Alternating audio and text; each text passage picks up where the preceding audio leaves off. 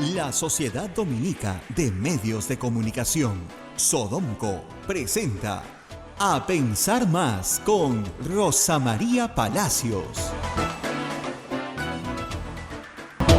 Muy buenos días, señoras y señores. Bienvenidos a Pensar Más con Rosa María Palacios a través de las emisoras de la Sociedad Dominica de Medios de Comunicación, Sodomco. Sodomco está integrada por varias emisoras en el Perú: Lima, Radio Santa Rosa; Chimbote, Radio Santo Domingo; Arequipa, Radio San Martín; Cusco, Radio Veritas; Ucayali, Radio Cepagua; La Convención, Radio Quillabamba; Puerto Maldonado, Radio Madre de Dios. Emisoras dominicas del Perú. También hay otras emisoras amigas que se unen a esta transmisión y que en Huánuco es Radio La Decana, en Cajamarca, Radio Los Ángeles; Apumaqui Estéreo, AM Tagua nos pone en podcast en todo el Perú y el mundo, y también la página web de Radio Santa Rosa, www.radiosantarosa.com.pe. Ahí están toda la información, todos los programas de la radio, y también tenemos los aplicativos móviles. Estamos en el día número 46 de la inamovilización obligatoria, y bueno, vamos a saludar a Rosa María, que está ya en contacto con nosotros. Rosa María, muy buenos días. Muy buenos días, Abel, muy buenos días a todos los oyentes de Radio Santa Rosa en el Perú y en el mundo, que nos siguen día a día. Pues termina abril, Abel, termina hoy. Termina abril. Y terminando abril, podemos decir que es el único mes de nuestras vidas que probablemente pasamos encerrados, por lo menos eso esperamos. Un mes histórico va a ser, nadie se va a olvidar de este mes. Nadie se va a olvidar. Ahora, un mes difícil y duro, con muerte, por supuesto. No ha estado ausente esta, con mucho dolor, con mucha tristeza para mucha gente en el Perú y en el mundo también. Pero también con algunas esperanzas de que se abra una luz al final del túnel, que no la veíamos. Y vamos por partes. Quería empezar a ver, porque hoy vamos a tener al presidente de la Comisión de Salud del Congreso, por hacer algunos pedidos que, igual que tú, recibo. Hay muchos que simplemente no podemos hacer nada, no les puedo conseguir un test rápido, ni una prueba molecular, no les puedo conseguir una cama, no les puedo conseguir nada de lo que normalmente nos piden a los periodistas todos los días y que el gobierno dice que nadie pide porque no hay colapso, y resulta que sí hay colapso, pero en fin. Pero sí hay cosas que podemos solicitar que son de sentido común. Y te quiero contar un caso especial que también importa para otras enfermedades. Hay niños en el Perú diabéticos, lo que se llama diabetes tipo 1, que están controlando su enfermedad con un sensor que es bastante nuevo en el mercado. Es tan nuevo y el mercado peruano es tan chico que no hay ningún laboratorio que esté trayendo estos sensores. ¿Cuál es la ventaja del sensor? Que te lo colocas en el brazo de un niño, y inmediatamente el sensor va marcando si necesitas o no insulina, porque te va marcando tus datos de glucosa. Incluso puede mandar un mensaje. Entonces, no tienes que estar pinchándote los dedos 5, 6, 7 veces al día, porque el sensor hace ese trabajo. Se llama Freestyle y ha sido muy bien recibido por los niños y por sus padres, porque permite un manejo de la enfermedad muy controlado, muy efectivo, y regula, ¿no es cierto?, la necesidad de insulina, pues son niños insulino dependientes. Estos sensores, como te decía, no los venden en el Perú porque no es un mercado atractivo. Es chiquito, no hay tantos, en fin. Entonces, ¿qué hacen los padres?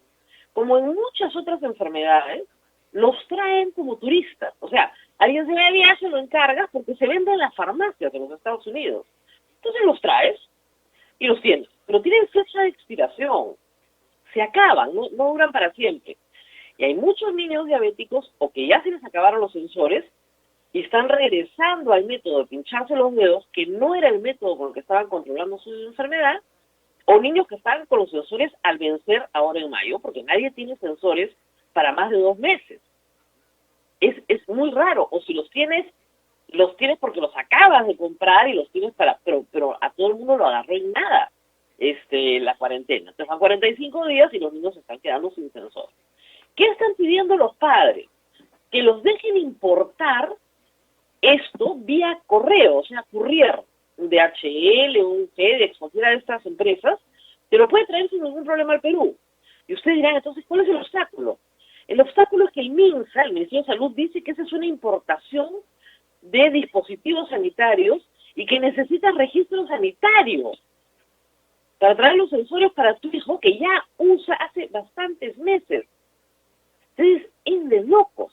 Y así como este caso, el chiquitito, bueno, está el caso del señor que no puede ingresar al Perú, el respirador que él mismo ha importado, porque dice, yo soy un paciente de riesgo, tengo obesidad, no quiero quitarle un respirador a ningún peruano, me he quedado atrapado en el Perú, yo no vivo acá, lo he importado y está en aduanas y no lo dejan ingresar al Perú. Entonces, un poco de sentido común. Si ese señor se enferma, va a ocupar un respirador que podría no ocupar porque ya tiene el suyo listo, callado, esperándolo en aduana. Si los niños no tienen un buen manejo de su enfermedad, hay que llenar las emergencias de chicos con hiperglicemia o hipoglicemia o haciendo comas diabéticas porque no tienen el control que tenían antes de su enfermedad. Entonces, y así hay otras enfermedades raras, huérfanas, que necesitan un medicamento que no se comercializa y que normalmente se trae vía turismo. Entonces, por favor, en el Ministerio de Salud, un poquito de sensatez. Si hubieran aviones y aeropuertos, ni siquiera estaríamos discutiendo esto. Se hace ya. Entonces, hay que permitir que algunas personas puedan obtener el medicamento o el dispositivo que necesitan para cuidar su salud y justamente no saturar el sistema de salud. Es complicado a veces entender esto, pero espero que se entienda.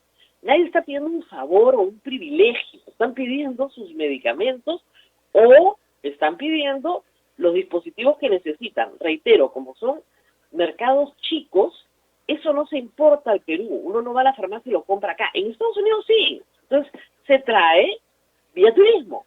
No hay turismo. No hay importación. Es un desastre.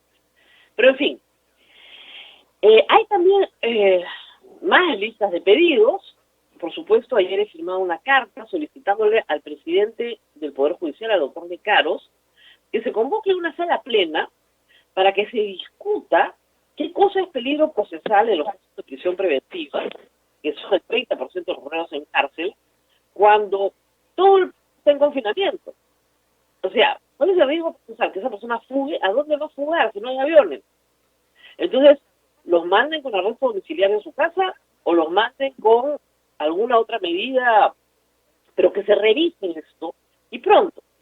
Porque lo que está quedando claro, Abel, es que en los lugares que están confinados, donde ingresa el virus, la enfermedad se expande muy rápidamente. Miremos el caso de la mina Antamina. No se controló al paciente 1, 2 o 3 y en 14 días tenías 200 contagiados, que es lo normal. Hay una escuela de policía, ahorita en Puente Piedra, que tiene 500 cadetes contagiados. 500 son jóvenes, felizmente, gracias a Dios, van a salir adelante. ¿Pero por qué? Porque no se controló a los primeros.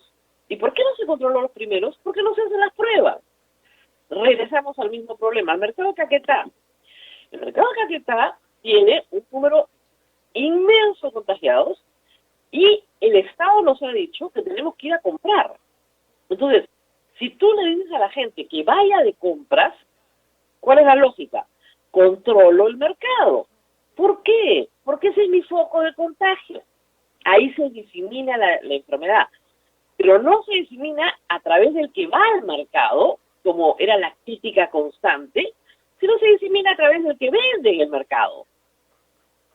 Porque una vez que todos los vendedores del mercado están contagiados, van a contagiar a todos los compradores. Rosa María, Sí. permíteme decirte que esa fue nuestra pregunta el día 14 de abril y no nos contestaron. Por eso qué importante es la repregunta. El día 14 de abril le preguntamos al presidente de Radio Santa Rosa, señor presidente, hay muchas denuncias de que gente que vende en los mercados y supermercados da positivo. Y no tuvimos respuesta, nos explicaron sobre lo que era una prueba serológica, una prueba, la otra prueba, y ya, y nada, y ahí quedó todo. Y no hubo repregunta. Así es. Y la culpa la tenemos los periodistas, y nos insultan todos los días. No saben lo que son las redes sociales, ya les voy a contar. Entonces, la pregunta es, si no controlas el foco, ¿cómo quieres que la enfermedad no se extienda? Pero es que es bien sencillo, no es tan complicado. Las Fuerzas Armadas, por ejemplo, tienen un número total en todas las Fuerzas Armadas de 340 y tantos contagiados y tienen un número bien bajo de fallecidos. Han controlado bien. En cambio, la policía, que no se ha controlado, tiene más de 1.000 contagiados y, como te digo, una escuela con 500 contagiados, que es el mismo problema de la mina. Si los haces vivir juntos y entra la enfermedad en un grupo grande que vive juntos, todos se van a enfermar. Y lo mismo pasa, controla la escuela, controla el campamento. Lo hemos hablado con todos los médicos esta semana. Pero cada vez que dices eso, el gobierno dice que es una crítica. Y sus seguidores dicen que es una crítica. Y te insultan. Y te estás diciendo, esto es lo que hay que hacer y se hace en todas partes. Es que no se puede pedir más porque no hay más pruebas. Bueno, entonces no hay nada que hacer. Nos sentamos a ver cómo cae la gente muerta. De verdad, esto es bien complicado. Y esto me lleva a otro pedido. Hoy día la presidenta de IPAE, Elena Conterno, ex ministra también de Pesquería, de Producción, decía que no entendía por qué en Chile cualquiera puede ir a una farmacia y comprar una prueba rápida, y en el Perú no. Y eso trasladaría, la compra de pruebas, trasladaría la carga de ese costo a las empresas. Por ejemplo, si yo soy un restaurante y quiero abrir el 4 y tengo mi equipo de delivery, yo compro las pruebas y le garantizo a mi clientela que todo mi personal ha pasado por lo menos por una prueba rápida, que de repente no es muy eficiente, pero algo ayuda. Y la paga el empresario, no la paga el Estado. Y es más rápido, ¿por qué? Porque el empresario o un conjunto de empresarios, imagínate que trabajadores formales sean 1 millón, ¿ya? Ese 1 millón de pruebas se puede adquirir muy rápidamente en el sector privado porque no tiene que pasar por toda la burocracia por la que se pasa en el sector público. ¿Por qué no permiten? Claro, entonces no es que es para tener la información centralizada. Bueno, si fuera útil, yo lo entendería. Pero ya hemos visto que tener la información centralizada pues no parece muy útil porque no la tenemos y siempre hay un subregistro. En todo caso, si se vende o se importa 1 millón de pruebas, ya sabes que se han hecho 1 millón de pruebas. Incluso podrías tener un compromiso de notificación. Pero lo que no puedes hacer es decir, no, nadie se hace pruebas. Y es bien importante hacer las pruebas, ¿para qué? Para que las personas que están trabajando juntas no corran peligro. No corran peligro, es muy importante, no solamente para todos sus consumidores, que es importante, sino para el mismo grupo de trabajo. ¿Y cómo se mete la enfermedad? Con un paciente sin síntomas. No sabe. No es su culpa, no sabe que está enfermo, no sabe que se ha contagiado, no tiene ningún síntoma, no se imagina siquiera que tiene el síntoma y contagia a todos sus compañeros. Y de repente el más débil de todos, que tal vez sea el último que se contagie, ese es el que hace los síntomas y gracias a él se debe a que todo el grupo está contagiado.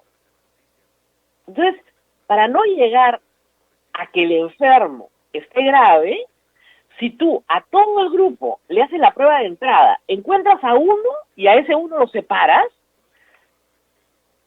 armas un esquema, una estrategia mucho más lógica.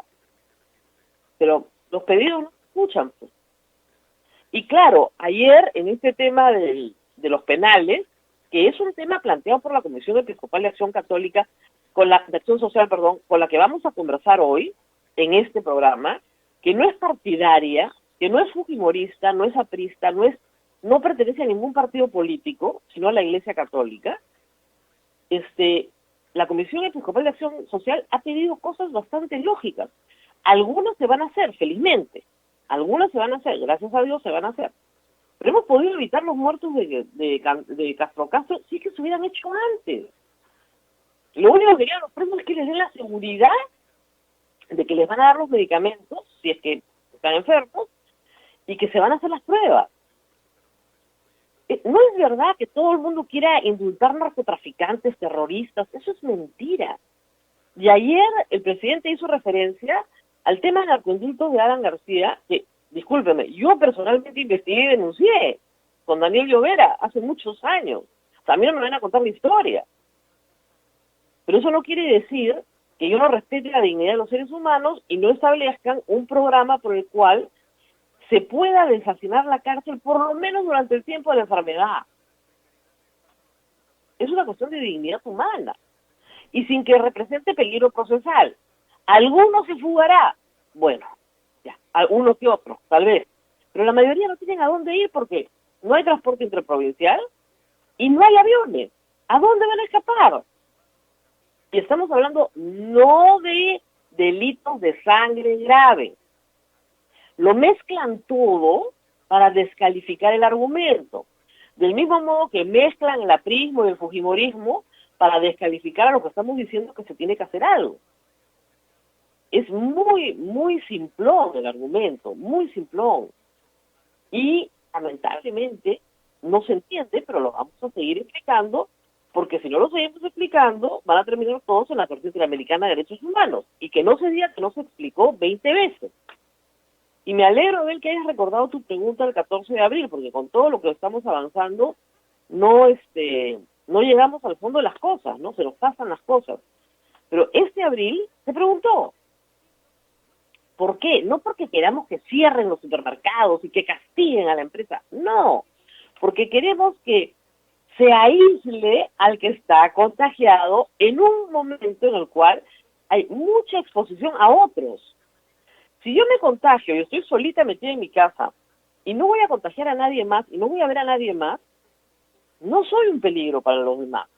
Pero en un lugar, por ejemplo, en un banco, el Banco de Crédito ha hecho, por ejemplo, un peinado sobre todos sus trabajadores y ha encontrado unas 16 cajeras contagiadas. ¿Dónde se han contagiado estas pobres trabajadoras? En el trabajo. Pero si no se les retira, van a contagiar a todos sus compañeros de trabajo. Entonces, las empresas que tienen atención al público tienen que testear todo el tiempo, a veces más de una vez, a sus trabajadores. Así es. Y para eso necesitan los test. Y a veces el Estado no se los da. Y seguimos en este plan. Muy bien, ya tenemos en línea al invitado, Abel. No, Rosa María, vamos a ir a una pausa y lo llamamos. ¿Qué te parece? ¿No? Muy bien. Y también la gente, ayer fue bárbaro el discurso, la presentación del señor presidente, demoró más de 2 horas. Estuvo muy bien, parecía discurso del 8 de julio, pero respondiendo, porque la verdad es que hacía días que no hablaba tan largo, ¿no? Respondiendo a muchas cosas que me pareció que aclaró, que estuvo bien, pero en otras cosas, o sea, decir que queremos indultar narcotraficantes, A violadores de niños, dijo, no, cosa que no es verdad. No es verdad. No es verdad, pues. no es verdad. Eso es mentira. Y en este momento... Pero suena bien. Suena regio. Suena bien, claro. la gente feliz con eso. Mira, es como el tema de las AFP. ¿Ya? Esa pelea la ha ganado Daniel Urresti. La pelea psicológica la ha ganado. Se la ha ganado el presidente. Por eso que el presidente no ha observado la ley. Porque observar la ley es impopular. Tampoco la ha promulgado. Y lo que va a permitir es que el Congreso la promulgue. Sí, mandando un proyecto alternativo, ¿no? Vamos a ver, está hablando en este momento Manuel Merino. Vamos a ver qué dice. Así es. Hacemos una pausa y volvemos con el presidente de la Comisión de Salud del Congreso de la República. Pausa y volvemos. Volvemos. Continuamos con A Pensar Más a través de las emisoras de la Sociedad Dominica de Medios de Comunicación. Y estamos ya comunicados con el congresista. En un momentito estamos ya con el congresista presidente de la Comisión de Salud, Rosa María. Un momentito, estamos haciendo la conexión. El congresista ya nos está escuchando, ¿sí? Ya, perfecto. Rosa María, ya está el señor congresista de la Comisión, presidente de la Comisión de Salud al teléfono. Muy buenos días, señor congresista. Queremos empezar por preguntarle algo que está sucediendo en este instante en el Congreso. Está hablando el presidente del Congreso sobre el proyecto del retiro del 25% de las AFPs. Y resulta que no tenemos mucha información porque el presidente no ha observado la ley y eso faculta al presidente del Congreso a promulgarla. ¿Lo va a hacer así hoy? Definitivamente eso le corresponde, muy buenos días, le corresponde a la mesa directiva del Congreso de la República, encabezado por el presidente Manuel Merino. Pues tengo entendido que hasta las 12 de la noche no llegó ninguna observación y desde ese punto de vista le corresponde aprobar el proyecto de ley del retiro del 25% de la AFP encabezado por nuestro colega Manuel Merino. Ok, entonces eso es lo que va a suceder, digamos, hoy día mismo lo van a promulgar, ¿cree usted? No podría decirle eso, depende ya pues de la mesa directiva. Muy bien. Señor congresista, usted ha estado en contacto con el ministro de Salud, entiendo que han habido sesiones donde han podido escucharlo. ¿Cómo evaluaría usted en este momento el manejo del Ejecutivo respecto de la pandemia? Hay dos aspectos importantes, dos sectores que son importantes en esta crisis sanitaria que estamos viviendo contra el COVID-19. El primer sector importante que tendría que ser el ente rector de todo el sector es el Ministerio de Salud. Sabemos muy bien que el ministro de Salud, Víctor Zamora, está en gestión recién hace un mes, pero vemos la calidad también del trabajo que está realizando y las supervisiones que está realizando a los productos o a los equipos de protección personal que se está enviando al interior del país. En tanto, el otro sector importante también es de salud, donde se ve pues en las puertas de los diferentes hospitales acá en la ciudad de Lima y en el interior del país, bastantes quejas porque no cuentan no están contando con estos equipos de protección personal para poder atender a las diferentes personas que acuden a estos centros hospitalarios. Así es. Entonces, ustedes han detectado un primer problema en lo que se refiere a equipos de protección. Definitivamente no es que nosotros, es el clamor de los héroes de blanco que día a día vienen reclamando por sus diferentes gremios, por sus diferentes sindicatos, que tenemos cartas que nos han enviado como Comisión de Salud y nosotros tenemos pues que encaminarlos también todos esos pedidos que ellos hacen a favor de la gran mayoría del sector salud que solicita equipos de protección personal. Usted mismo lo puede ver en los medios de comunicación, el clamor de los médicos, el clamor de las enfermeras, el clamor del personal técnico de enfermería que no cuentan con una mascarilla, no cuentan con un mantil adecuado para la respectiva atención que se tiene que dar. Congresista, le aviso que el señor Merino acaba de anunciar ya con su mesa directiva la promulgación del proyecto sobre el retiro del 25% de las AFPs. Me imagino que será en las próximas horas. Ahora, ¿qué le ha respondido el ministro de Salud cuando ustedes le han trasladado esta preocupación? El ministro de Salud está también acorde con nuestra propuesta que tenemos que hacer mesas de trabajo para sumar los esfuerzos. No estamos para restar.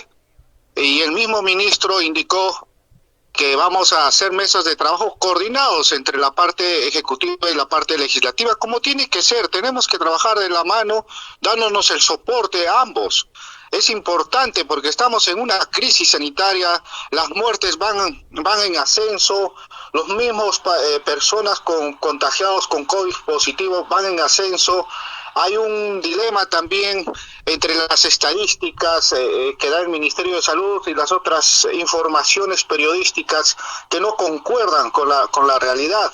Entonces tenemos que trabajar a favor de nuestro país. Hay muchos problemas, esto no es de ahora, es problemas también de años pasados que venimos nosotros reclamando. Soy personal de salud y también pues estuvimos en diferentes reuniones para ver estos temas y estas problemáticas que aqueja al sector, de lo que es infraestructura, la brecha de personal médico. Sabemos que más de 17.000 médicos especialistas faltan para cortar la brecha de recursos humanos en nuestro país. Claro, pero le aviso, doctor, por si acaso, que ya estamos viendo la ceremonia de promulgación de la ley. No han esperado nada, ya la están promulgando a primera hora de la mañana y la mesa directiva ya le está firmando. Me imagino que se envía al peruano hoy mismo, mañana aparece publicada, por si acaso. Bueno, muy bien. Pero yo entiendo que quieran sumar y eso está muy bien, pero la gente piensa que la Comisión de Salud del Congreso no tiene nada que hacer en esta crisis y más ayuda que no estorba. ¿Cuál es el rol que ustedes tienen en esta crisis? No es lo diferente más bien de lo que expresa usted, más bien el clamor de la misma población, el clamor de los diferentes colegios profesionales, es que la Comisión de Salud tiene que hacer un buen posicionamiento ante esta crisis sanitaria que estamos viviendo. Es una Comisión de Salud que embarca pues todo lo que es recursos humanos, lo que del sector salud, lo que embarca en infraestructura, y usted estará viendo y la población ve que estamos sumando, estamos trabajando coordinadamente también con el ministro de Salud. Estuvimos haciendo el tema de fiscalización y el diagnóstico también con el comando COVID en los viajes al interior del país, como lo hicimos con la doctora Pilar Macetti. Un aplauso desde acá para la doctora por el trabajo que está realizando.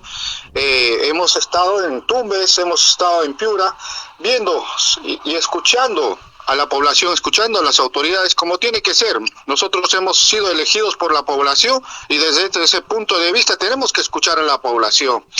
La Comisión de Salud es importante, importante en estos momentos de crisis sanitaria que estamos viviendo.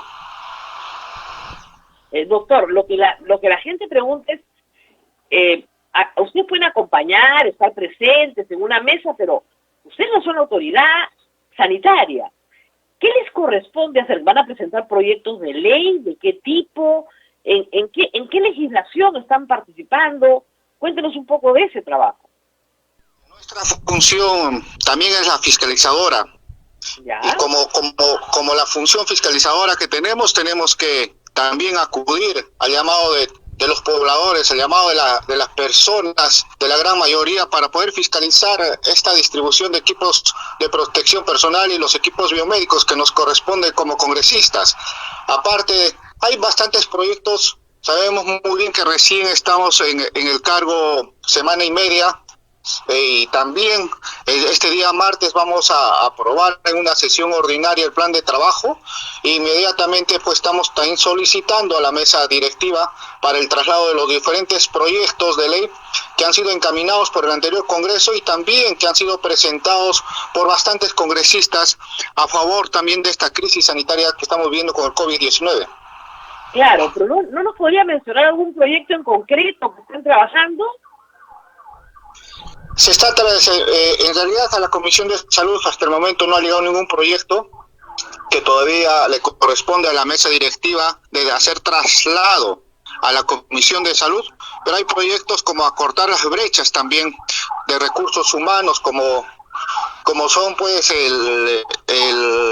la modificatoria del decreto legislativo de la 1154 en sus artículos segundo, tercero, cuarto y quinto, que establece en vez de que actualmente están realizando los profesionales de la salud horas complementarias por 6, que se amplía a 12.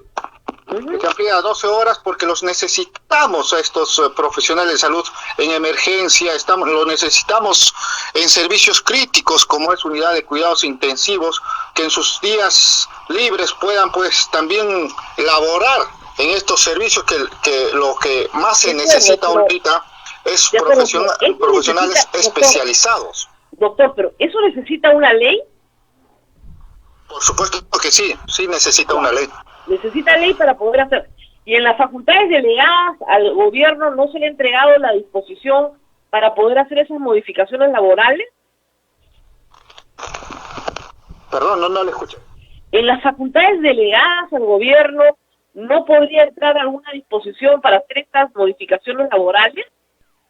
Es un trabajo coordinado, ese proyecto de ley que también se hizo con el Ministerio de Salud y también se hizo con la Federación Médica, que nos han pedido soporte también para poder apoyarles al Ejecutivo y desde ese punto de vista usted verá que estamos sumando estos esfuerzos para cortar cerrar la brecha de recursos humanos, y lo que más se necesita ahora son los profesionales especializados en estos servicios críticos. Tienen que salvar vidas. Claro, pero digamos, hay urgencia, ¿no? Entonces, ¿para cuándo sale esa ley? Inmediatamente que que la mesa directiva nos los traslade los diferentes proyectos a la Comisión de Salud. Ahí los vamos a hacer el dictamen correspondiente. Ah, todavía no hay dictamen. Yo pensé que ya tenían listos los dictámenes para que se apruebe. Ya no. Bueno, doctor, esto hay que apurarlo, porque si es un asunto tan urgente y temporal, además, bueno, hay que apurarlo lo antes posible, porque esto, digamos, no vaya a ser que se le acabe la epidemia y todavía no se acaba la ley. No creo. Tiene que ser lo más antes posible. Así es, porque en realidad la demanda va a ser muy alta en las próximas 2 o 3 semanas, bueno, por lo menos eso esperamos, y luego la demanda va a ir bajando porque se va a ir controlando. Entonces, por eso le digo, la ley es urgente ahora, ya no es urgente dentro de 2 meses. Que esta ley también va a servir para el futuro. No sabemos muy bien hasta cuándo va a demorar esta crisis sanitaria que estamos viviendo. Eso dependiendo de las curvas también epidemiológicas de los mismos expertos que lo están evaluando. Claro, pero a lo que voy es, se ha dicho que todo este esfuerzo, este sacrificio, regresar al país, etcétera, lo que nos va a demandar todavía es un tiempo más, digamos 15 días más, un mes más, hasta agosto, dice la ministra de Economía, en un proceso, pero si ustedes no sacan la ley pronto, ya en agosto la demanda de salud bajó. Pero usted sabe que el procedimiento es así para aprobar un proyecto de ley. Bueno, muy bien, hay que ayudar lo más que se pueda, ¿no es cierto? Y tratar de sacarlo lo antes posible. Los miembros de la Comisión de Salud están de acuerdo con usted, están de acuerdo con sus planteamientos, lo están ayudando a trabajar, a sacar adelante los proyectos. Estamos trabajando coordinadamente en la Comisión de Salud. Somos 10 médicos profesionales y especializados en la materia. Estamos trabajando conjuntamente con ellos en este corto tiempo todavía de asunción del cargo, pero igual estamos para, como siempre le voy a decir y lo voy a indicar a la población y al país, estamos para sumar y no para restar. Doctor, ¿no fue una imprudencia haberse reunido? 9 congresistas están contagiados.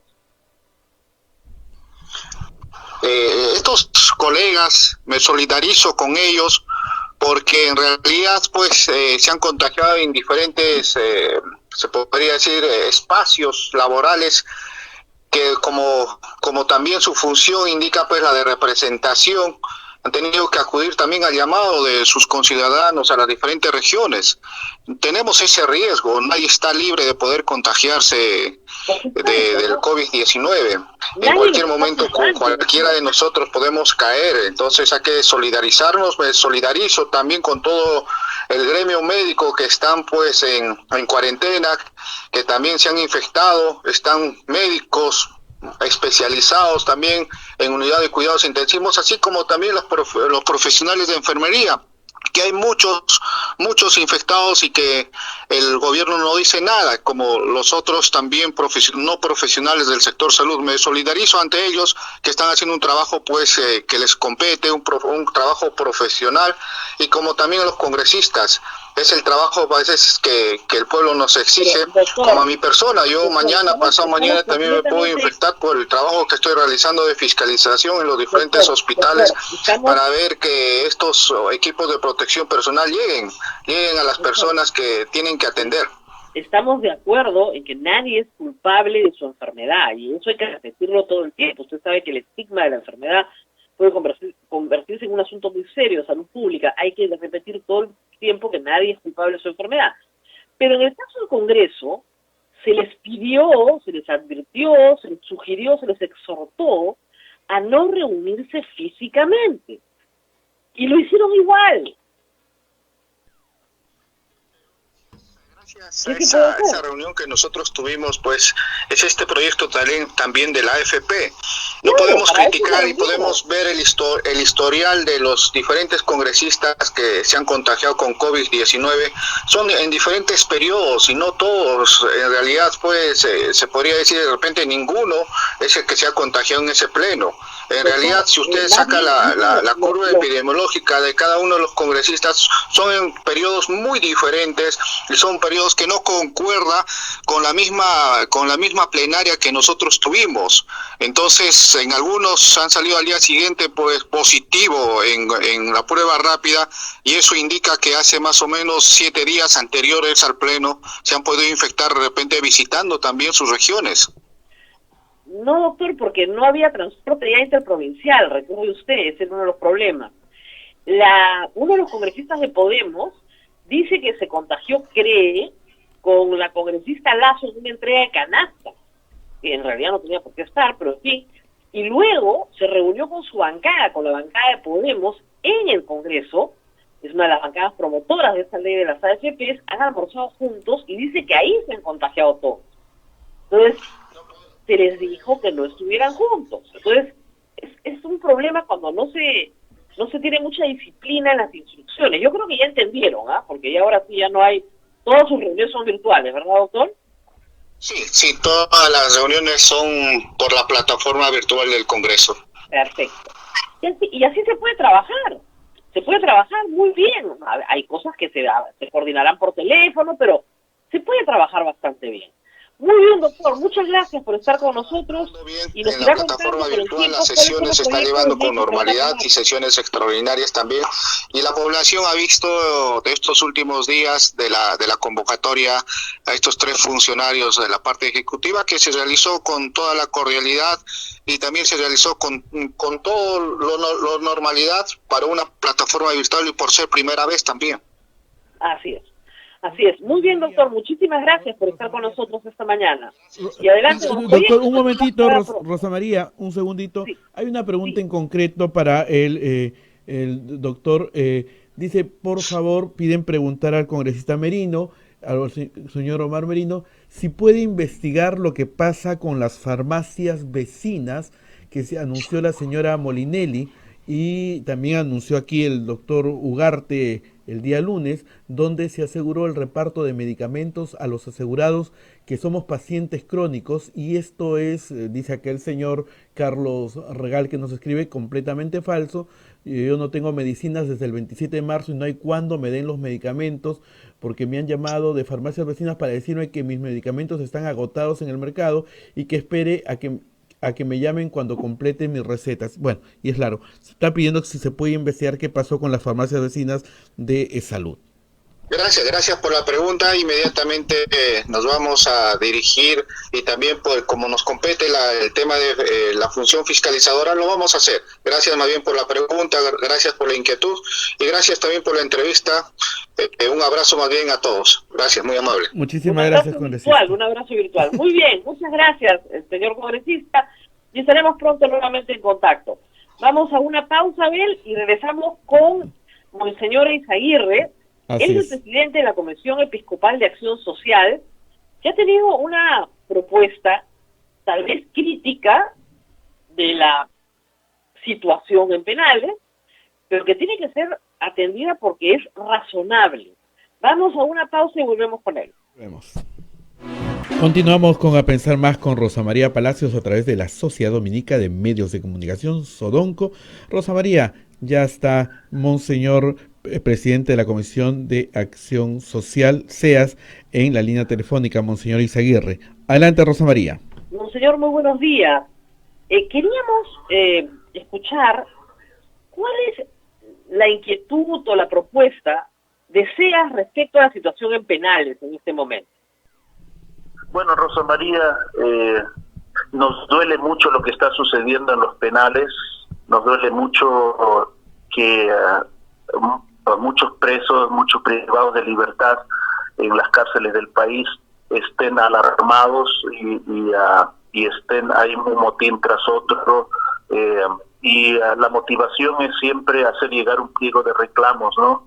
Sienten abandonados, sienten no tomado en cuenta, tienen temor, como es natural, y sentimos que ante eso las respuestas que se han dado han sido lentas y no han logrado satisfacer, ¿no? Entonces, desde nuestro planteamiento desde la Comisión Episcopal de Acción Social, siempre buscando velar por la vida y los derechos de todos, y también de los privados de libertad. Pensamos que es urgente atender estas necesidades y estos reclamos que están haciendo los encarcelados del país, ¿no? Para evitar una mayor tragedia y para que se empeoren evitar que se empeoren las cosas. Disculpe la pregunta, monseñor, pero creo que es necesaria la aclaración después de haber escuchado ayer al presidente. ¿La Comisión Episcopal de Acción Social es aprista, fujimorista o tiene alguna afiliación política? Absolutamente no, y eso tenemos que dejar muy en claro. Nuestra participación nunca tiene una motivación política, no tenemos ningún compromiso político con nadie. Nuestra entrada siempre es a partir de la doctrina social de la Iglesia, que nos insta a trabajar por los pobres y por el Evangelio, las exigencias del Evangelio. Entonces no tenemos color ni partido político. Nuestro interés, a diferencia de cualquier otro que quisiera intervenir o como abogado para defender a sus patrocinados, nosotros defendemos sin ninguna agenda, entramos sin ninguna agenda política, solo nuestra agenda es defender los derechos y la vida. Ahora, sin embargo, monseñor, la acusación ayer, y la acusación que hemos visto en las redes, es que iniciativas como las que ustedes proponen, lo que buscan es indultar narcotraficantes y terroristas y asesinos. ¿Es así? Bueno, nosotros hemos venido planteando desde hace un buen rato nuestro respaldo a que se establezca claramente el trabajo de una comisión de indultos, pero hemos señalado desde el primer instante y lo hemos repetido una y otra vez que nosotros no estamos diciendo liberen a todos los presos. Esta comisión de indultos no es para liberar a todos los presos y tampoco para todos los delitos. Lo hemos dicho muy claramente. Esta comisión no debe beneficiar a presos por delitos graves de corrupción, de violación a los derechos humanos, de lesa humanidad o delitos como violación sexual a menores o feminicidio o narcotráfico. Muy claramente lo hemos dicho una y otra vez que aquí se trata de plantear la comisión de indultos para indultar a delitos, en primer lugar, con digamos, a presos con delitos leves, ¿no? Y a presos vulnerables que ante la amenaza del COVID en los penales que puede causar estragos, ya se ha advertido desde hace un buen tiempo, letales, se debe deshacinar las cárceles y se debe buscar medidas de excarcelación para aplicarlas, que cosa que se vienen aplicando en varios países, ¿no? Una de las medidas es precisamente a través del indulto humanitario para las personas vulnerables. Claro, pero ustedes no han pedido un indulto generalizado. Sin embargo, el presidente lo presentó así ayer. Bueno, por eso conviene siempre tener claridad en el planteamiento, ¿no? No estamos de acuerdo nosotros absolutamente en sacar a violadores, narcotraficantes, como ha planteado ayer claramente el presidente, ¿no? Los presos por corrupción, terrorismo, el crimen organizado, todo esto queda fuera, ¿no? Pueden ser beneficiados sin duda. Entonces, no se puede usar eso también como un argumento para reforzar lo que es a veces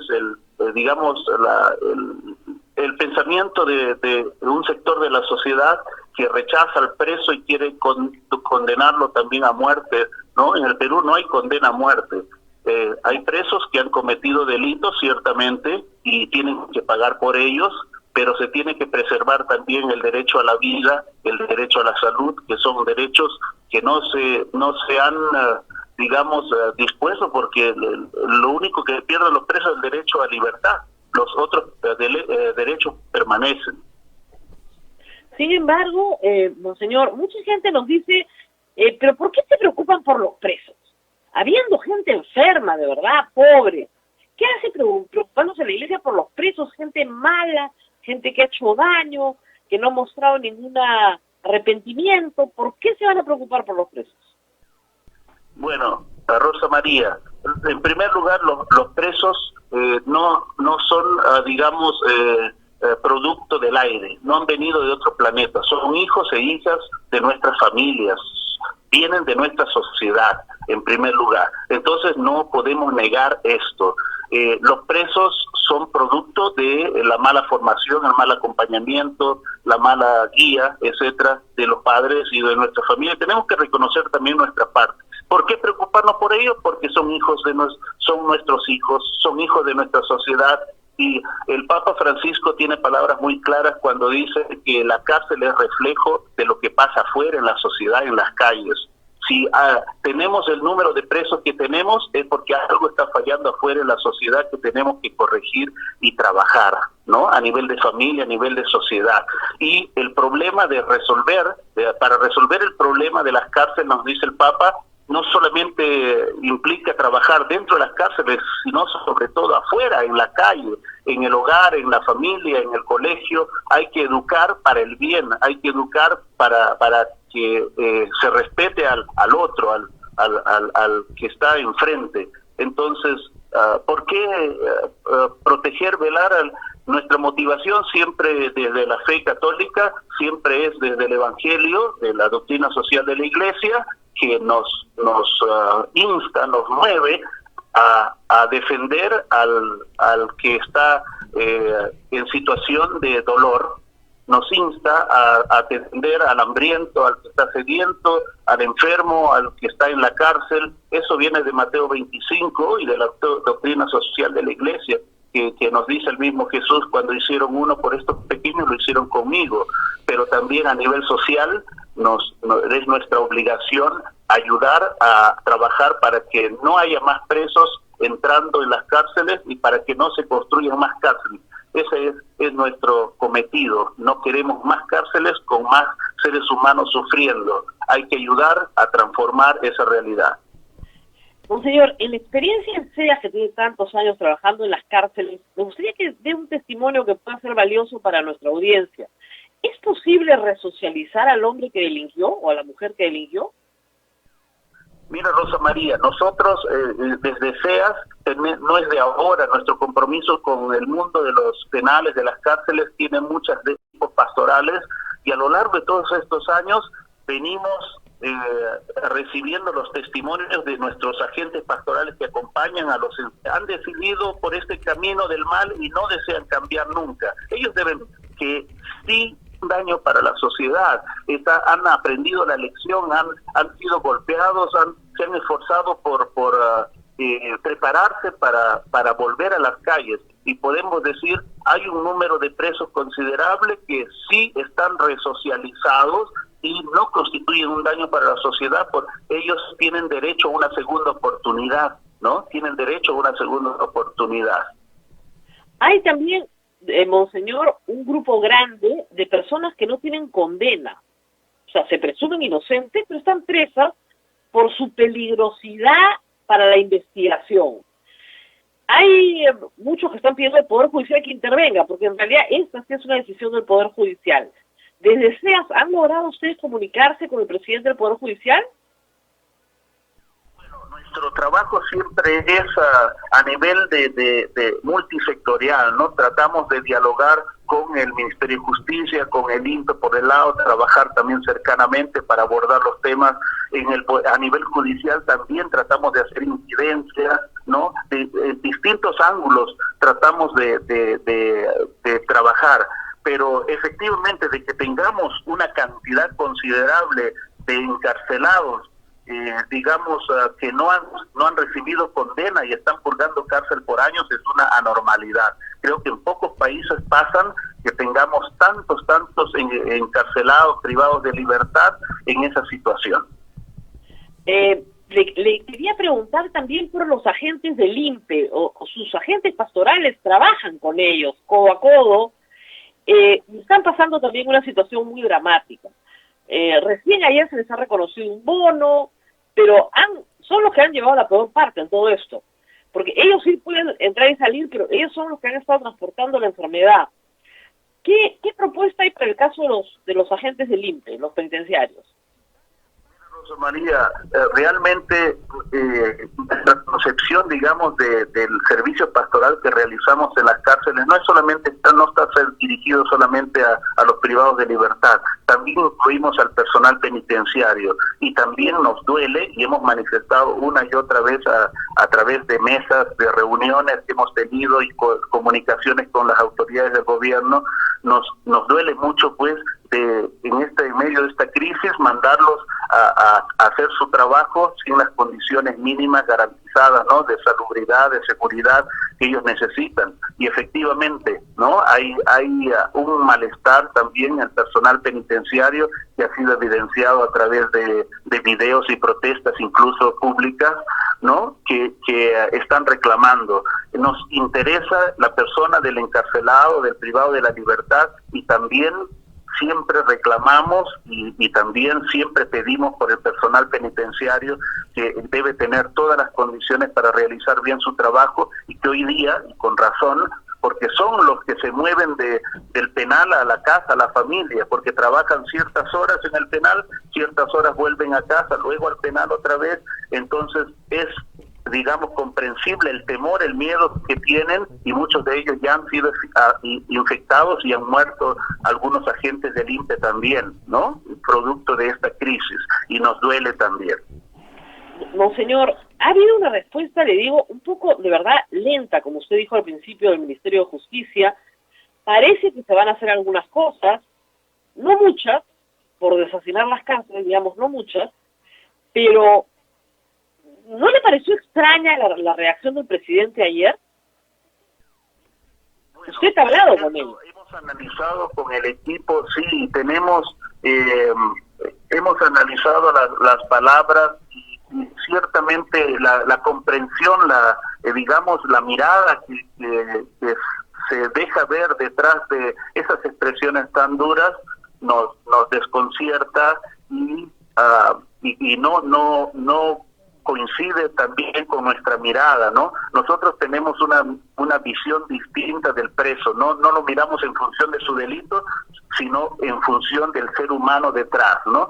Sí, ciertamente, pero tendremos oportunidad de manifestar nuestra discrepancia y también nuestra mirada, digamos, nuestro abordaje, y manifestarlo también pero sí, ha sido unas expresiones bastante directas. Yo creo que estaban dirigidos a un cierto sector que está defendiendo, presumo yo, a narcotraficantes, que no es nuestro caso y no es el caso de los organismos que velan por los derechos humanos, que aquí no hay agendas que defender excepto el ser humano que sufre detrás, y no recibimos ningún pago para defender a nadie. Tampoco, hay que decirlo. Nuestra labor. Abel, no sé si tienes alguna pregunta del público. Más que pregunta, yo quisiera una reflexión de Monseñor, porque hay cada comentario, uno de verdad que como tú dices, Rosa María, da ganas de bloquear, porque se habla tanta tontería para los que algunas veces hemos ido a la cárcel a ayudar y sabemos de verdad que lo que se vive en la cárcel, Monseñor, entendemos este trabajo. ¿Qué le diría pues a todas esas personas que tienen el título de católicos, pero no aceptan el tema de la resocialización? Y hay una pregunta interesante también que hacen: ¿cómo sería la cárcel ideal? Ponen por ahí.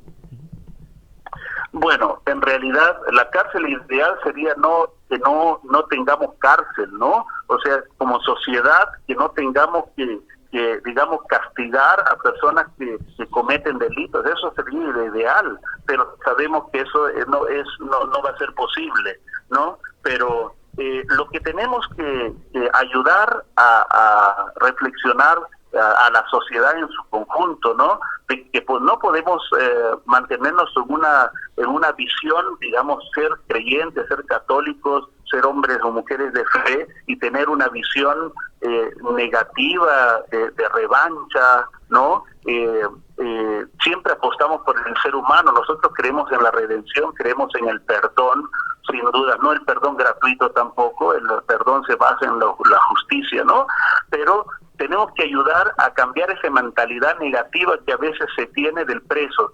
Se condena tácitamente a todos por igual. El preso, todos, escuchamos eso de la gente, un sector de la población, de la sociedad que dice que mueran, pues han cometido muchos delitos, no tuvieron contemplación al cometer los crímenes, han matado a tantos, han matado sin piedad algunos. ¿Qué piedad podemos tener ahora? O sea, no podemos nosotros caer como sociedad en esa visión indolente y como de venganza social, de revanchismo, ¿no?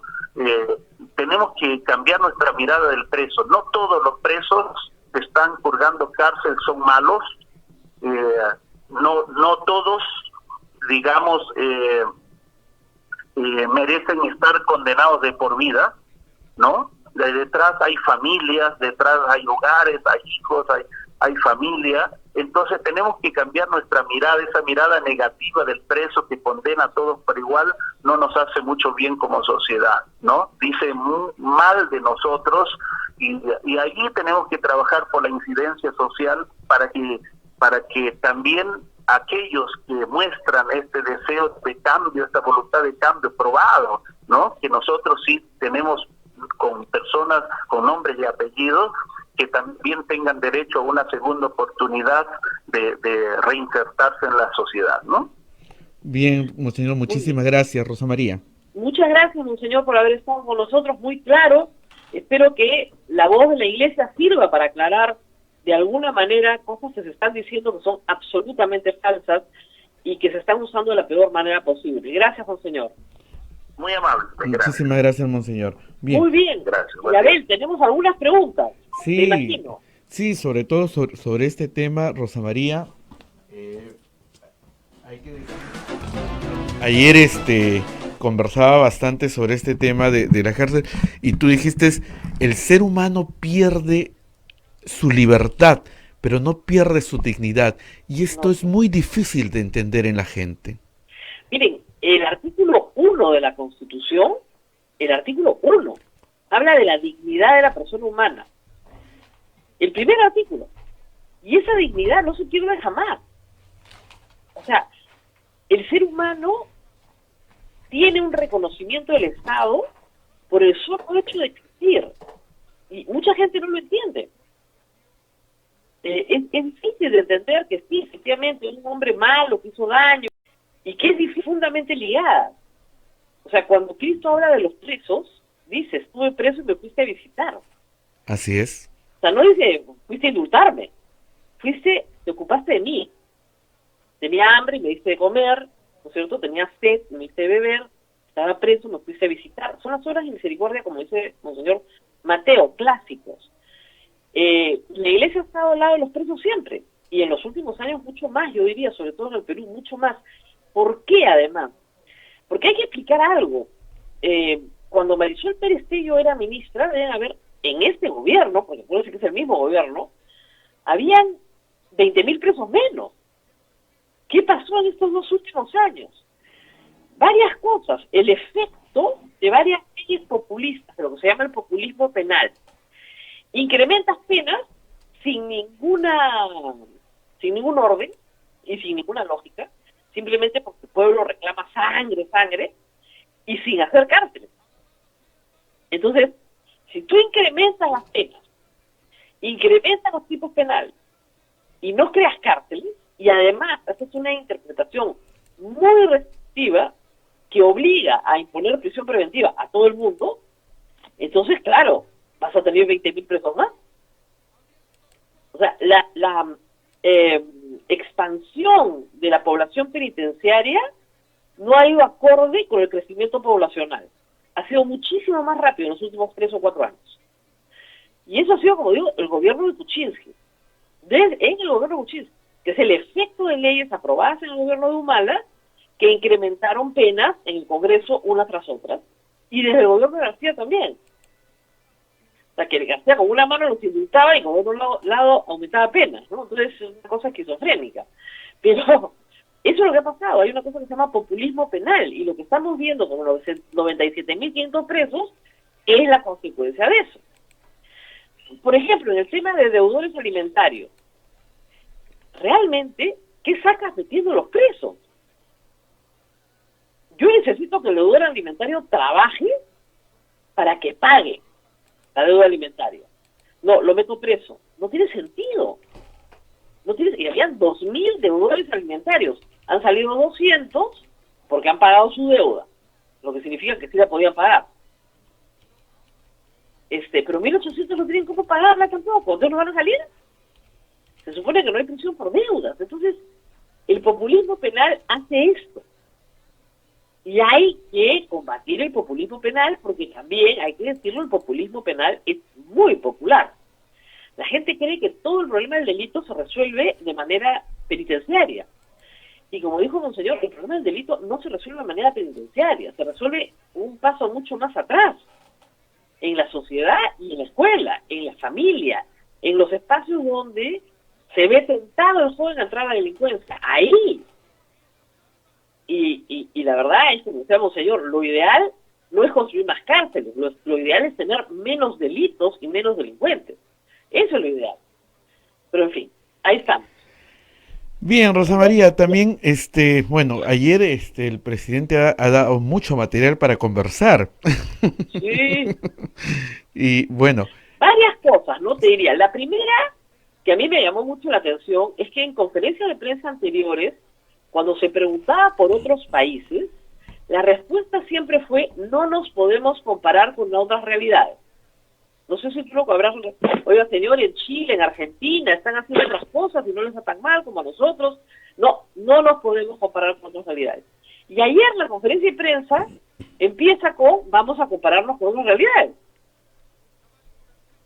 Uh-huh. Me pareció que es un giro extraño, pero es, en fin, un giro. Creo que lo que sí ha sido positivo es que por lo menos ya no se culpa a la gente de su enfermedad. O sea, ayer no se ha culpabilizado a la gente de su enfermedad, me parece. De repente se me escapó en algún momentito, pero no se ha culpado. Y como habrás notado, no hubo ningún anuncio importante. La bola toda la mañana había sido que nos mandaban el 1 de mayo, el 2 de mayo, el 3 de mayo, o sea, 3 días seguidos a encerrarnos. Así es. Esa era la bola, todos lo hemos escuchado, todo el mundo le dio por WhatsApp el mensaje firme, ya, y decía, no hay nada, en fin. Pero ¿qué pasa? En un ambiente donde no hay credibilidad, cualquier rumor se convierte en la verdad. Y el presidente esperó 2 horas, el final de la conferencia de prensa, para decir que no era verdad. Entonces, esos fueron las dos puntas de la conferencia de prensa.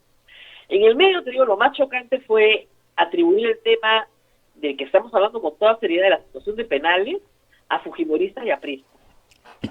Seguramente tendrán su agenda. Yo creo que el aprismo prácticamente ha desaparecido de la escena política y el fujimorismo queda reducido a una mini bancada en el Congreso. Entonces, no creo que tengan tanta fuerza como para pedir cosas horribles.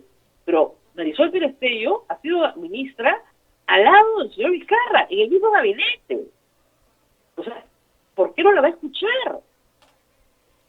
Han sido miembros del mismo gabinete y está pidiendo cosas con toda lógica que son de sentido común. Y claro, lo que pasa es que ya con los hechos consumados es más difícil salir a decir que sí, pues nos equivocamos, hemos debido atender esto hace 15 días, un mes, y no ahora. Ha sido efectivamente una bomba de tiempo, no lo hemos visto. Eso no lo van a reconocer. Y otras cosas más, Ariel. Ayer, por ejemplo, el ministro Ceballos hablaba de todas las personas que ya habían sido transportadas a su lugar de origen, que estaba todo muy bien, mientras en la mañana habíamos visto cómo apaleaban a la gente en la avenida Elmer Fawcett para que no obstruya la vía. Obviamente la policía no le quedó más remedio que hacer eso. Y eso no existe. ¿Cómo que no existe? Pues si lo estamos viendo todo en televisión. ¿Cuándo se van a transportar a las personas en Loreto? Dicen, no, ya tenemos acuerdos con todos los presidentes regionales menos 2, ya. Pero esas personas que están ahí, están hace 23 días sentadas ahí. Si les vas a decir no, diles no de una vez. Pero no tienen a dónde ir. Igual en la avenida Iquitos, hoy en la mañana también tomaron la avenida Iquitos. O sea, esto se va a multiplicar, se están advertidos, y las respuestas que te dan son: está todo bajo control, ¿ah? está todo bajo control, aquí no pasa nada, está todo controlado.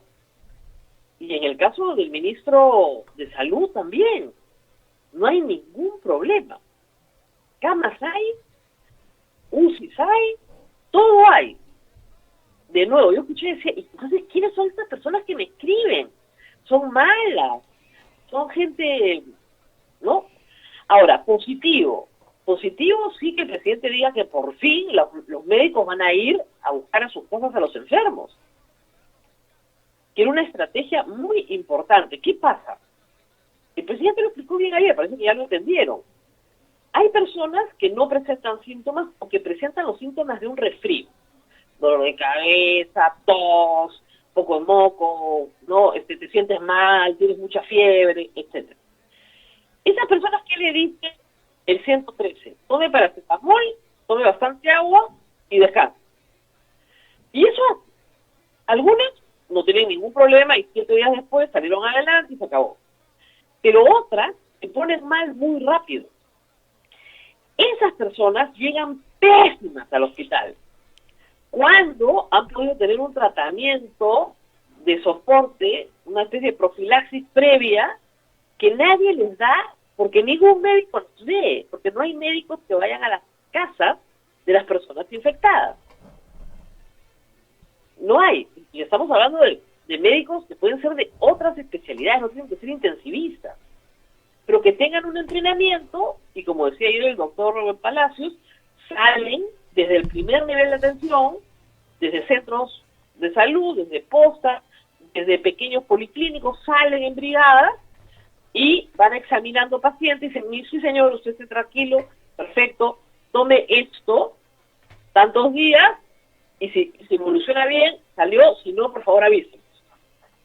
O sea, no dejar que el paciente llegue en estado crítico.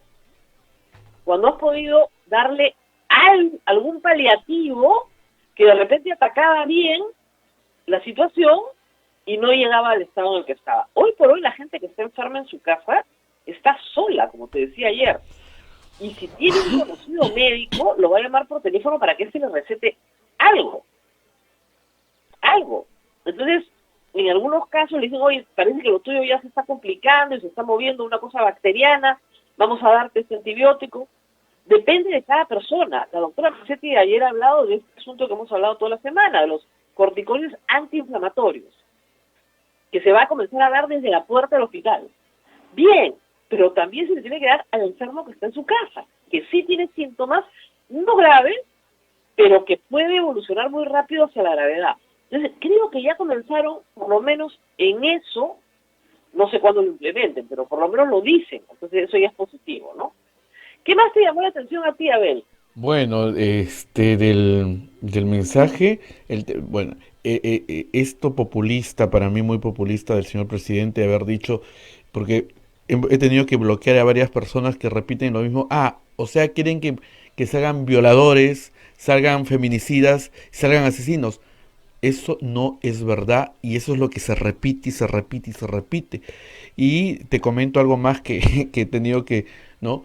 Me imagino que es el desconocimiento de las personas. ¿Y qué hace la iglesia? ¿Qué ha hecho? La iglesia ha hecho muchas cosas y ha ofrendado muchas vidas. Ayer tú misma me pasabas un video de cómo los sacerdotes en todas las partes del mundo también están silenciosamente en primera línea ofreciendo su vida, ¿no? Son cosas que las personas desconocen y el desconocimiento también es atrevido y a veces te hace escribir cosas inciertas. Lo que pasa es que la Iglesia Católica no anda con una trompeta diciendo todo lo que hace. Pues. Como dice la Biblia, ¿no es cierto? Si tú tocas una trompeta delante de tus buenas acciones, no esperes un premio del cielo, porque ya te lo tomaste acá en la tierra. Pero la Iglesia no anda con la trompeta pues cacareando todo lo que hace, pero hace un montón de cosas. Darle de comer a mucha gente, para empezar. Ayer miraba en la Casa Hogar San Martín de Porres una cola inmensa de personas separadas, obviamente, con sus bolsitas, porque como está cerrado el comedor, les daban el producto en especie, en la mano, para que se preparen en su casa, ¿no?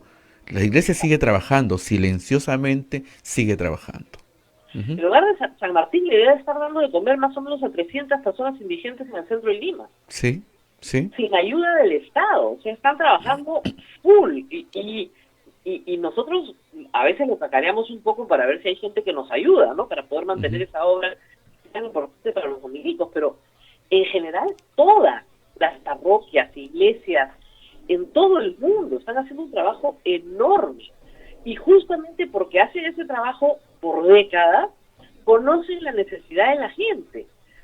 Seas no está en los penales este año, Seas está hace 30 o 40 años en los penales. O sea, con agentes pastorales muchísimos años. Y conviven con los presos, conocen su realidad. Entonces no son gente improvisada que está entrando hoy día a criticar porque le tiene mala fe al gobierno. Y lo que está pasando, que a mí me preocupa muchísimo, Abel, es este ambiente totalitario, ¿no? De dictadura. Si tú levantas la mano y dices, oiga, por favor, atiendan a estas personas que están en necesidad, estás criticando al gobierno. Claro que estoy criticando, ese es mi trabajo. Mi trabajo no es sobar al gobierno, o sea, para sobones hay un montón. Mi trabajo es decir, oiga señor, hay gente en necesidad, y usted me está diciendo que está atendiendo la necesidad, muy bien, bueno, acá hay un grupo de gente que está en necesidad. ¿Por qué no hay respuesta? Otra cosa interesante que ha pasado un poco desapercibida, porque la conferencia de prensa tapó un poco, fue la presentación de la ministra de Economía en la Comisión de Economía del Congreso. Y digo interesante porque sí nos da una orientación un poco mejor. Lo que ha dicho la ministra es que la economía en el Perú, o sea, que el PBI va a caer menos 5.8, que es el cálculo que tienen, pero que para revisarlo en agosto puede ser más. Y que muchos factores en el mundo, no solamente en el Perú, han terminado siendo muy malos por una economía que va a entrar en recesión. No lo digo con esas palabras, pero menos 5.8 es no crecer ni este año ni probablemente el próximo. O sea, el país ha quebrado. Y cada día de cuarentena cuesta 0.01% del PBI, cada día. Entonces, estamos perdiendo PBI todos los días. Pero presentó un plan de reinicio de actividades para mayo, junio, julio y agosto en 4 fases. Muy interesante. Entonces, ahí tú ves, como les decía, un plan de salida con algunas fechas tentativas, pero un plan de salida. Lo que necesitamos del Ministerio de Salud es que nos digan cuál es el plan de salida, o sea, más o menos. Yo no estoy pidiendo una bola de cristal. Si la ministra de Economía puede hacer una prospectiva, ¿por qué el Ministerio de Salud no puede hacer una prospectiva?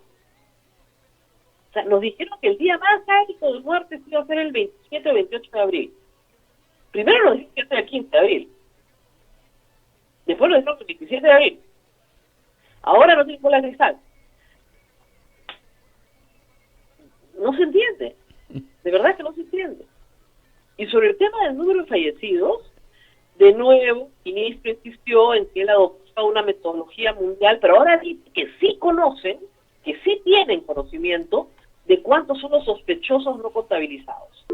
Y bueno, porque en realidad los parientes de esos sospechosos tienen que estar en el cerco, porque para eso haces los cercos, aíslas, o sea, haces el test, aíslas y a esa persona le pones un cerco respecto a las demás. Si no te pasa lo que está pasando, por ejemplo, en el colegio, en la escuela de la Policía Nacional, los 500 cadetes están enfermos. Eso es lo que... ¿Y saben qué pasa? Que yo me imagino que es fácil de explicar y difícil de hacer, como muchas cosas en esta vida, pero por lo menos que nos den una explicación. Ese desprecio por la prensa y ese desprecio por... no nos interesa, y en el tema de penales ha sido el desprecio olímpico, ¿no? Terrible. Lamentablemente, ese tipo de posturas suelen ser populares. Muy populares, muy populares.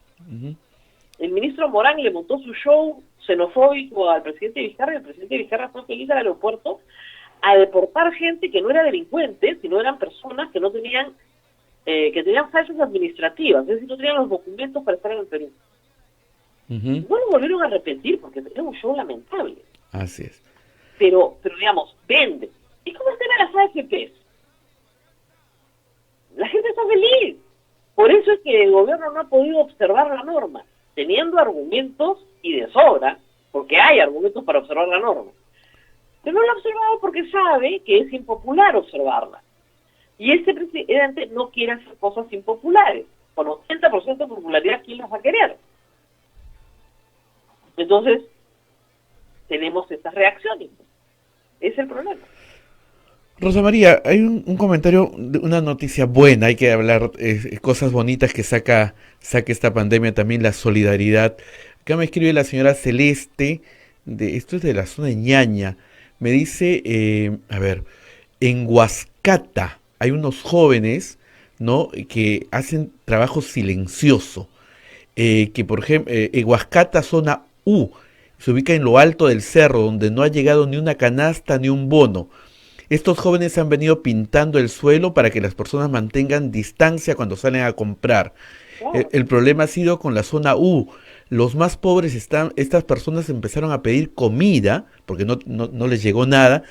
Hay un joven, el joven Brandon Vilcamucha, me dice la señora, se puso en contacto con la señora Pía Alcira, quien contactó con diferentes madres de familia de otra zona, y les pidió un menú diario que incluyan en lo que cocinaban un menú adicional.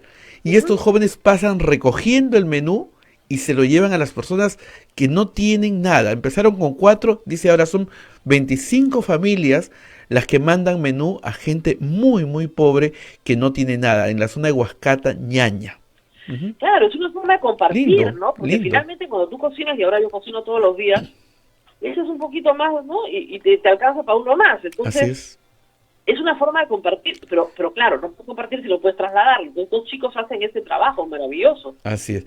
Pero hay cosas muy sencillas. Desde el hecho, por ejemplo, de pintar la vereda para que la gente se pare en un sitio. Cosas pequeñas que está haciendo muchísima gente con muy buena voluntad. Pequeñas colectas que se hacen para comprar equipos de protección. De todo, a ver, iniciativas chiquitas y grandes. Chiquitas, Ayer sí. veíamos a una familia que venía desde Puente Piedra con su camionetita llena de desayunos para toda la gente que está durmiendo en el piso en la avenida Iquitos. Llegaba, bajaba su desayuno con su haciendo. Se destaca y hay que destacarlo, ¿no? Hay que destacarlo, claro. Y sí, nos hacen un pedido, a ver, hagamos el llamado al MIDIS. Dice que ellos, estas personas de este cerro, de esta punta del cerro, salieron de Ñaña, salieron favorecidas con el bono 380, pero en la página del MIDIS aún sale que está en proceso, ¿no? La gente de ahí los está ayudando económicamente porque es gente que no tiene nada que comer, nada, absolutamente nada, y están haciendo un llamado al MIDIS, ¿no?, para que mire pues qué pasa por ahí, porque dice las señoras que pueden, llaman por teléfono para ayudar a estas personas, pero no, sus bonos no salen. O sea, están allí, pero no salen los bonos. Ese es otro problema. A ver, problema fuerte. Cada vez que el presidente anuncia un bono, la gente cree que va a salir mañana. Y demora unos días. Y deberían decirlo, en 5 días o en 10 días, o sea, algo más certero, ¿no? Para no generar ya la ansiedad que tiene una persona. Imagínate que te digan, ya, resuelto tu problema, pero tu problema se va a resolver todavía dentro de una semana. Entonces, te genera una sensación de ansiedad terrible. Entonces, sí creo que eso se puede mejorar, ¿eh? Bueno, pero cada vez que uno dice que se puede mejorar, salen 100 trolls a matarte, ¿no? Y además, hoy día, desde ayer, además es gracioso, porque yo no puedo decir que son del gobierno, pero parece bien organizado, ¿no? Porque los mensajes son igualitos. En el tema de los penales son idénticos, los que tú recibes y los que yo recibo. Que se mueran los delincuentes, no tuvieron piedad, o sea, todos igualitos. Y contra mí yo antes la escuchaba, pero ahora ha cambiado. Sí. Y yo la quería patita, todos igualitos, ¿ya? Pero te estoy hablando de 30 iguales. Todos repiten, yo antes, pero ahora, en la misma línea. Eso es consigna, pues. O sea, tengo muchos años en este negocio para no darme cuenta cuando hay consignas, ¿eh? Y miren, les voy a poner un ejemplo básico. ¿Por qué le ha ido tan bien a hacer un rescate con la norma de FP al punto que la ha logrado sacar sin que la observe el señor presidente y él se la atribuye como un triunfo personal? Porque es un experto en inteligencia y en comunicación. Es de esas armas en el ejército. Ha sido entrenado en esas armas en el ejército. Conoce la guerra psicológica perfectamente. ¿Ustedes creen que en este gobierno no hay nadie que sepa de guerra psicológica en medio de una pandemia? Lo que pasa es que lo que nos damos cuenta somos seguramente pocos y raros, pues, pero por favor. En fin, a ver, vamos a seguir peleando por las causas nobles. No se preocupen ustedes los que nos escuchan, vamos a seguir ahí. Y en efecto, el gobierno en el tema de los penales ayer se equivocó. Porque creo que ha insultado a un grupo muy importante de la Iglesia Católica que está trabajando en penales hace años sin ninguna agenda política. Y que lo único que quiere es que se haga evidente que hay un problema que merece atención y respuesta. Y por favor, en Minsa, si nos escuchan, no creo que nos escuchen porque no es nada importante, pero no se olviden de los sensores para los niños diabéticos y otros dispositivos y medicamentos raros que se traen a la mano para personas que los necesitan con urgencia ahora que no hay aviación comercial, los necesitan con urgencia. Muy bien, nos tenemos que despedir, a ver. Nos tenemos que despedir, ojalá que nos escuchen, porque hace 2 semanas me parece que estoy pidiendo la entrevista con el señor ministro y nada, no me dicen que están viendo. Nosotros somos muy poquita cosa, que van a venir acá. Por teléfono nomás, no queremos que... Sí, no, te digo ni por teléfono, no. Imagínate. Bueno, muy bien. Estaremos pronto nuevamente. Hasta el lunes, Rosa María. El lunes, porque mañana es 1 de mayo, el día del trabajo. Día del trabajo, ¿no? Nos toca descansar. Porque acá no hemos parado de trabajar, ¿ah? O sea, hay gente que dice, estas son vacaciones. Seguramente para algunos serán. Pero para lo que nos toca a nosotros, en Radio Santa Rosa, nadie ha descansado nada. Hemos trabajado duro. Así es. Muy bien, saludos a todos por allá. Bien, gracias. Rosa María, un gusto y nos reencontramos el lunes. Que pases un bonito día del trabajo mañana. Eso es. Hasta pronto. Hasta pronto. Chao, chao. Chao. Hasta aquí, A Pensar Más con Rosa María Palacios.